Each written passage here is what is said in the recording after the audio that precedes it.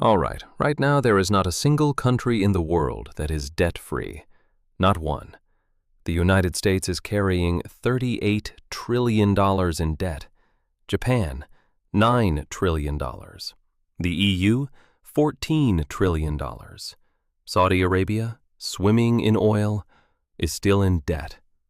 China, the manufacturing titan, is also in debt. Now stop for a second. If everyone is in debt, who is the creditor? The answer to that question is both very simple and the kind of thing that will drive you mad. Let's answer your questions. It all started with a war. Of course it did. England is at war with France. The treasury is bone dry. What does the king do? He goes to wealthy merchants. Look, he says, give me money now, and I'll pay you interest forever. The merchants agree, and in that very moment, the seed of modern finance is planted. Imagine, before this, if you wanted to wage war, you needed to have gold or plunder someone else's kingdom. Now, all you need is a signature on a piece of paper. The state can spend money it hasn't earned yet. In return, lenders receive something they can buy, sell, and transfer: the government's written promise. This is called a government bond, and it's a far bigger invention than you might think. France copied it. The Netherlands refined it. The American Revolution was financed with this very system. So modern civilization is fundamentally built on the idea of spend now, pay later. Sounds familiar, doesn't it? Of course it does, because your credit card works on the same logic, just on a slightly larger scale. When we say slightly larger, we mean a mere $315 trillion. Those who say the U.S. owes China are wrong. Partially. Okay, let's talk numbers. Half of America's $38 trillion debt belongs to the public, that is to investors. Who makes up 2/3 of those investors? American banks, American pension funds, American insurance companies, and the Federal Reserve itself. What's left for foreigners? About $9 trillion. Of that, $1 trillion is held by Japan, $800 billion by China. So when you say the U.S. owes China, you're actually talking about 2% of the total debt. Just 2%. The remaining 98% is America's debt to itself. The Treasury issues bonds, American banks buy them, the Federal Reserve sometimes buys them back and prints fresh money, citizens pay taxes. Those taxes go toward interest, and that interest flows into retirement accounts. The best way to describe this system is you're lending money to yourself, then paying yourself interest, then finding that interest sitting in your own retirement account. It's a circular, mind-boggling, yet entirely real process. So what is the rest of the world doing? Japan buys U.S. Treasury bonds, lending money to America. The U.S. lends to Europe through the IMF. Europe lends to developing countries through the World Bank. Those countries park their foreign currency reserves in Western bonds, closing the loop. Don't let your head spin. Let's visualize this. Imagine a massive poker table. Every player's chips are borrowed from the next player. No one is winning or losing. Everyone is just playing. But there is one rule that keeps the game going. No one can leave. Because if one person gets up, the whole table collapses. The real giants behind the curtain. But here's the most fascinating part of this story. There is a group sitting behind the curtain, running the show with their own hands. Hedge funds, pension funds, sovereign wealth funds, central banks. These players command dozens of trillions of dollars. And when a country shatters their confidence in its ability to repay its debt, the currency hits rock bottom. The government falls, the state goes bankrupt, and the economy is reshaped overnight. Democracy decides who governs. Markets decide who survives. And sitting right at the center of this table are central banks. They don't manage debt, they produce it. Every time the Federal Reserve buys a bond, it creates new money in return.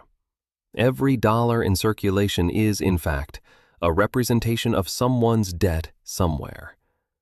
There is no such thing as debt-free money. Every banknote has the invisible words, "You owe," written on it. What happens when trust disappears? Greece. The government's debt was beyond repayment. Bondholders panicked. Interest rates went through the roof. The EU and IMF stepped in. For free? Of course not. Austerity measures were imposed, tax hikes, spending cuts, mass unemployment. For an entire generation, bailout and sacrifice meant the same thing. In Argentina, repeated defaults turned debt into a national curse. In Sri Lanka, the government couldn't afford fuel, and the regime collapsed. When the system breaks, creditors suddenly appear. The IMF, credit rating agencies, anonymous bondholders who have entire nations by the throat. But what happens next? Take a guess. The same cycle begins again. New loans, new restructuring, new name, same balance sheet. Because in the 21st century, debt is not designed to be repaid. It is designed to be rolled over. Nobody is going to pay their debt. This is no secret. Think about it.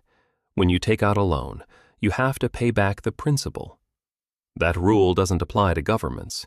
For them, debt is like a subscription. They issue new bonds to pay off old ones. You renew your Netflix subscription every month, but you never think, when am I going to cancel this? Governments don't either. Japan's debt is 250% of its GDP, yet bond yields are nearly zero. Why? Because investors aren't expecting repayment. They're waiting to renew the deal.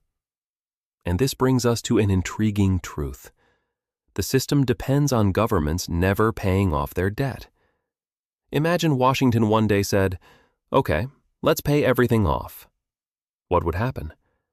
Banks around the world would lose their most stable assets. The dollar supply would contract in a shocking way. Deflation would set in. The economy would collapse.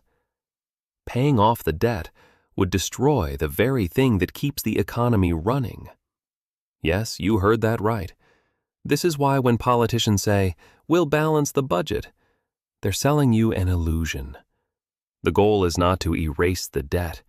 The goal is to ensure that the world never loses faith in it. When faith fades, everything stops. This is the behind-the-scenes reality of government debt. The plan was never to pay it back. The plan was to keep the world believing it would be paid back. But don't forget this. When we say we owe it to ourselves, that's only half the truth. Interest payments are not distributed equally across all segments of society. They flow from taxpayers and workers toward the institutions and investors holding the debt. Debt is not just a transfer between countries. It's a transfer between classes. That's why global inequality and global indebtedness are rising together. The system rewards those who hold debt. It only punishes those who pay it. Sound familiar? It should, because the same story operates at every scale, from household to nation, from nation to planet. Creditors are not the villains. Debtors are not the victims. They are two gears in the same machine. The problem starts when the machine runs out of fuel. And at that moment, the question, who is the creditor, stops being abstract. Because at the top of this pyramid, there is no single face to blame. Not China, not Wall Street, not the IMF. All of them. All of us. The modern financial system has turned debt itself into money. Governments issue it, banks multiply it, investors trade it, and citizens live dependent on it. There is no longer a line separating debtor from creditor. Debt once meant slavery. Today it means balance. But if that balance is lost, we will remember what lies behind the illusion, a promise that can never be kept forever. If you found answers to your questions, great. Keep listening to me, and I'll keep finding answers. Don't forget to subscribe.